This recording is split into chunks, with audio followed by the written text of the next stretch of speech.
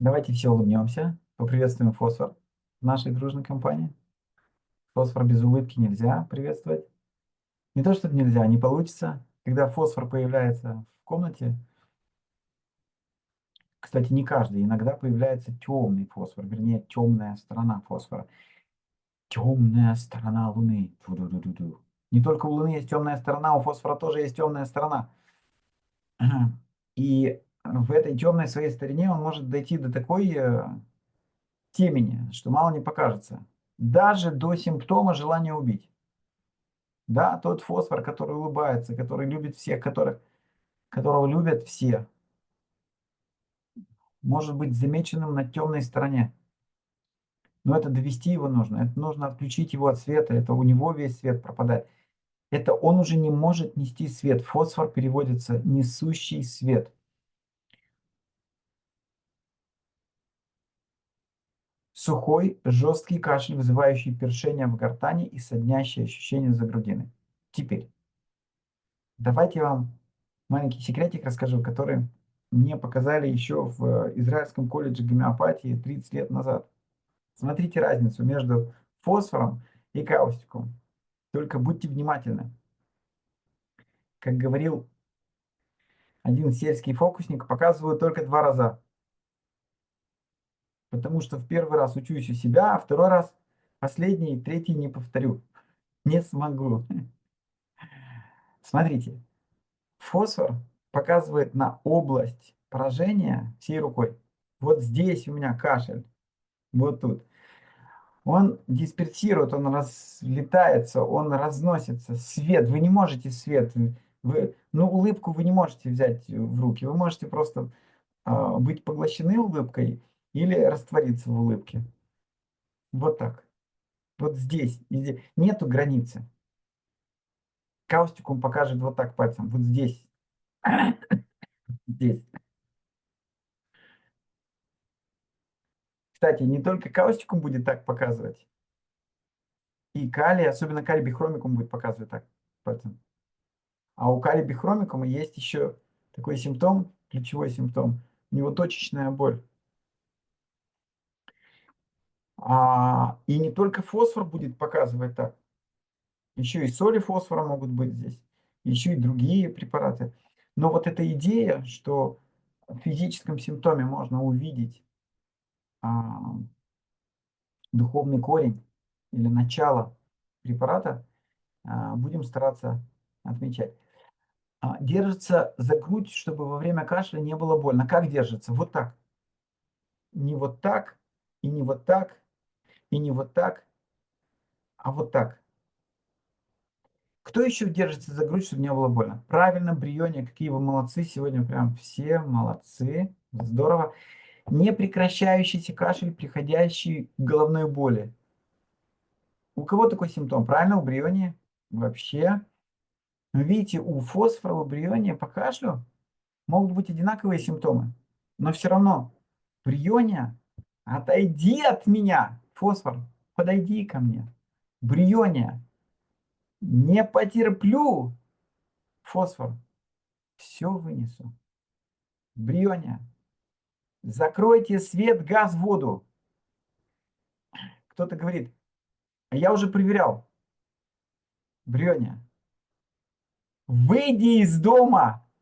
Я сам закрою свет, газ, воду. Не мешай мне. А лучше перед тем, как выходить, проверь, что свет, газ, вода выключены. Сделай все, чтобы стимулов никаких не было. Фосфор.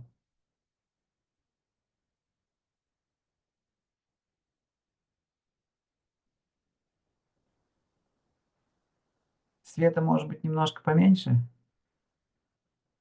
Воды чуть-чуть побольше. А газ потом. Вы не расстраивайтесь. Я сейчас скоро поправлюсь. Оставайтесь со мной. У фосфора желание компании, у бриония отвращение компании. Но те же симптомы, посмотрите, хуже, когда начинает говорить. И фосфор хуже, и бриония хуже. Потому что задействуется движение, любое движение ухудшает. Но вот когда кашель с хрипотой, да еще и с кровавой мокротой, это уже фосфор. Это не бривание.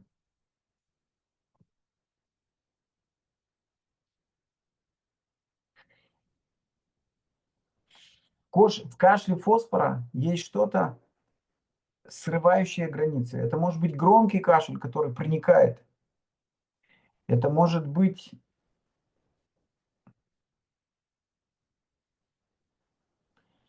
кашель с кровавой мокротой, потому что кровь проникает, проницает, проходит. Невозможно удержать. У фосфора кашель может начаться после того, как он улыбнулся или засмеялся. Он не может удержать. И он понимает, что любое движение будет ухудшать, но как он может не смеяться? Так смешно. И он от этого кашля может поперхнуться, может задыхаться. А это мне напоминает историю. Однажды мы учились в медучилище, и моему другу сделали операцию аппендэктомию. Мы очень любили посмеяться. Вот, и я, значит, прибежал в больницу, его уже выписали из операционной, он уже в палате. Вот, я прибежал в больницу, я там бегал в своем белом халате, который был больше меня. Вот, искал палату, где мой друг. Вот, я ему принес, мне мама там приготовила такое, я с этой кошелкой, я бегаю, вот эта палата. И я забегаю в палату искать друга. И, значит, он смотрит на меня, и он набирается воздуха, руки на эту рану, пытается на меня не смотреть и говорит: "Выйди, выйди из палаты". А я не понял, я еще не зашел вообще. Я, может быть, халат зашел, а меня еще не при А он говорит: "Выйди, я сейчас приду, выйди".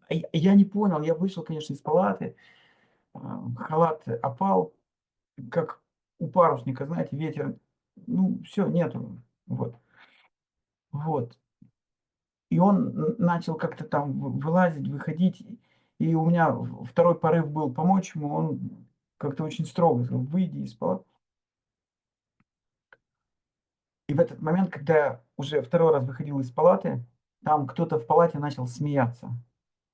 И я впервые слышал смех с болью и руганью. Там лежало 8 мужиков после операции, и какой-то один начал смеяться. И они его там проклинали, там только не смейся. А этот, видимо, фосфор продолжает смеяться. А эти все в стафизагрии, с разрезанными животами, держатся за животы. И не, вот.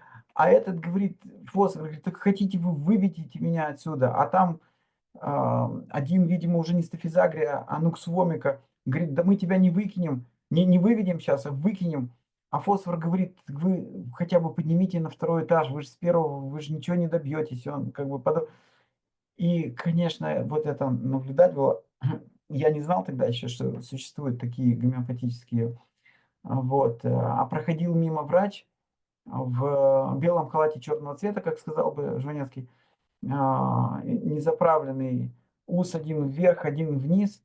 Вот. От него очень нехорошо пахло. Ну, сульфур, наверное. Вот, и он зашел и начал делать порядок в палате. Он говорит: "Я вам сейчас". А этот, который нуксвомика, говорит: "Я тебя видел вместе с твоим халатом и с твоими усами". Самое интересное началось после того, как мой приятель мне объяснил, что как только подселили этого фосфора, который постоянно смеется, у всех начали расходиться швы. И они умоляют его перевести. Ам,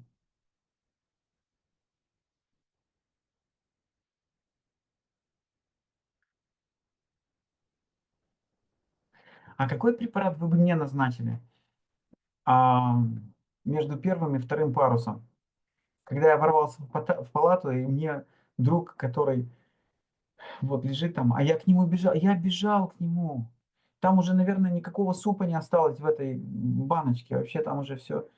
Я так хотел ему вот, а он говорит: "Выйди". А как вы думаете, а какой препарат мне нужно было принять? Это мы обсудим в конце занятия. Гипноция? Да, ну давайте мы обсудим в конце занятия. Вот, а то сейчас сейчас мы перейдем в этот. Да. И, кстати, те, кто из вас плачет сейчас, прям видно на экране,